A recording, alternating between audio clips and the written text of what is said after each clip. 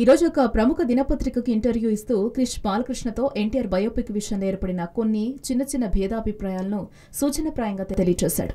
వాస్తవానికి ఈ సినిమాను 2 భాగాలుగా తీయాలి అన్నది తన ఆలోచన కాదని, అది బాలయ్య ఆలోచన మాత్రమే అంటూ తనపై వచ్చిన అపవాదులను తొలగించుకోవడానికి ప్రయత్నాలు చేశాడు. ఇదే సందర్భంలో క్రిష్ మరొక ట్విస్ట్ ఇస్తూ తనకు బాలయ్య పూర్తి స్వేచ్ఛ ఇచ్చుంటే ఈ మూవీకి కథానాయకుడు మహానాయకుడు అని కాకుండా తారక రాముడు అని పేరు పెట్టి ఉండేవాణ్ణి అని తన అభిప్రాయం వ్యక్తపరిచాడు. తన దృష్టిలో ఫలితం కన్నా ప్రయత్నం గొప్పది అని అంటూ కథానాయకుడు పరాజయం తనను ఏమాత్రం నిరాశపరచలేదని అంటున్నాడు. ఇక కథానాయకుడు పరాజయంపై స్పందిస్తూ ఈ మూవీ పరాజయం తనకు ఒక భేదాళ ప్రశ్నగా మారిపోయిందని, కలెక్షన్స్ పరంగా నిరాశపరిచిన ఈ మూవీ అమెజాన్ ప్రైమ్ లో విడుదలైన వెంటనే ఈ మూవీ బాగుంది అంటూ తనకొచ్చిన కొన్ని వేల సందేశాలతో తన సెల్ ఫోన్ నిండిపోయిన విషయాన్ని వివరించాడు.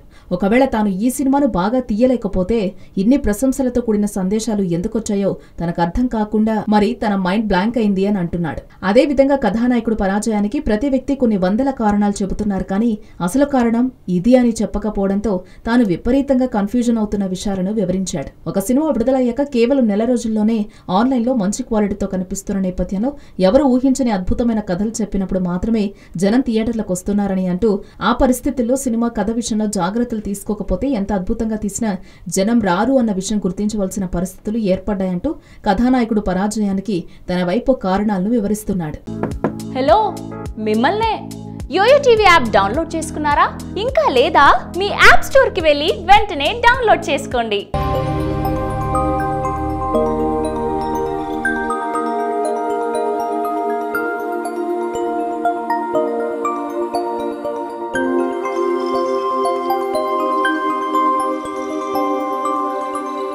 ఈ వీడియో గనుక మీకు నచ్చినట్లయితే లైక్ చేయండి, షేర్ చేయండి అండ్ సబ్స్క్రైబ్ చేయండి.